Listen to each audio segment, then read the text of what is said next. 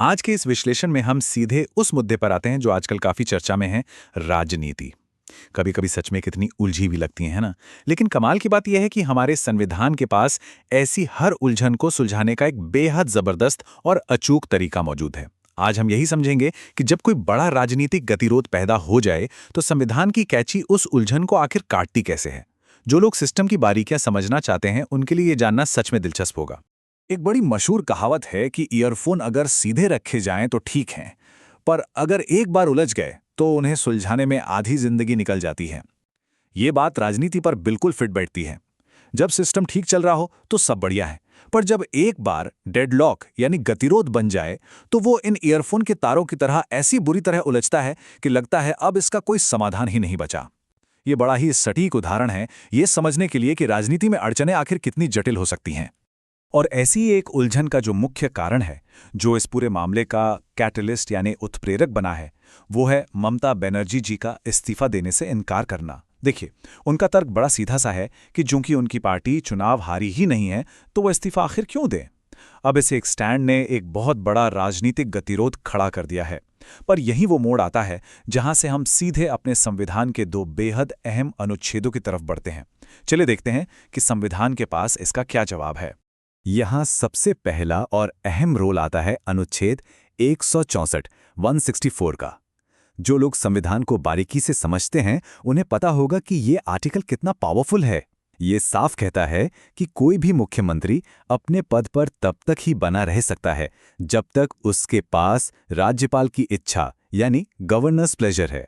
इसका सीधा सा मतलब ये हुआ कि अगर राज्यपाल नहीं चाहते तो किसी मुख्यमंत्री को बिना इस्तीफा दिए भी उनके पद से हटाया जा सकता है। ये संविधान का एक ऐसा शक्तिशाली टूल है जो राजनीतिक गतिरोध को तोड़ने के लिए राज्यपाल को एक विशेष अधिकार देता है। अब देखिए, एक तरफ तो अनुच्छेद 164 ने किसी के पद पर रहने की शर्त तय कर दी, वहीं दूसरी तरफ है अनुच्छेद 172 जो इस पूरी विधानसभा की ही एक एक्सपायरी डेट फिक्स कर देता है। ये आर्टिकल बिल्कुल स्पष्ट रूप से अनिवार्य करता है कि कोई भी विधानसभा अपने पहले सेशन के दिन से ठीक 5 साल तक ही चल सकती है। 5 साल, और उसके आगे एक भी दिन नहीं। ये एक ऐसी सख्त और ना बदलने वाली समय सीमा है जो पूरे सिस्टम में एक उल्टी गिनती की घड़ी की तरह टिक टिक करती रहती है। ये समझना बड़ा ही दिलचस्प है कि हमारा संविधान आखिर बैलेंस कैसे बनाता है। एक तरफ देखिए, अनुच्छेद 164 है जो पूरी तरह से राज्यपाल की इच्छा और उनके विवेक पर निर्भर है, मतलब यह स्थिति के हिसाब से थोड़ा बदल सकता है। पर दूसरी तरफ अनुच्छेद 172 है जो एकदम सख्त और अटल 5 साल की डेडलाइन पर टिका है। एक तरफ एक व्यक्ति का विवेक और दूसरी तरफ एक ऐसी लक्ष्मण रेखा जिसे कोई पार नहीं कर सकता। ये वो दो अलग अलग संवैधानिक तरीके हैं जिनके जरिए हमारा सिस्टम किसी भी रुकावट को हर हाल में खत्म करने की ताकत रखता है। और इसी सब के बीच जो तारीख इस पूरे समीकरण में सबसे अहम हो जाती है वो है 7 मई। यही वो दिन है जब इस सरकार के पूरे 5 साल खत्म हो रहे हैं। इस तारीख को सिर्फ कैलेंडर का एक पन्ना नहीं समझना चाहिए, ये एक बिल्कुल अटल डेडलाइन है। जैसे ही ये तारीख सामने आती है, अनुच्छेद 172 की वो काउंटडाउन घड़ी अपना आखिरी काम करना शुरू कर देती है। तो चलिए समझते हैं कि 7 मई के आते ही असल में क्या होता है।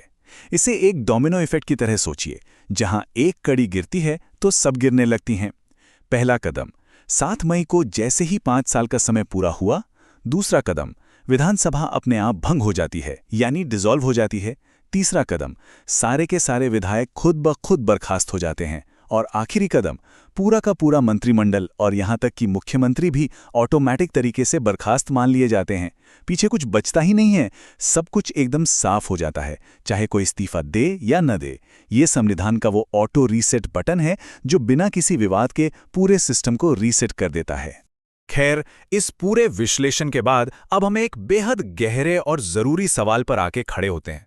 जब किसी भी तरह का राजनीतिक संवाद पूरी तरह से टूट जाए तो ये स्वचालित संवैधानिक सुरक्षा तंत्र आखिर कितने मजबूत और कारगर साबित होते हैं।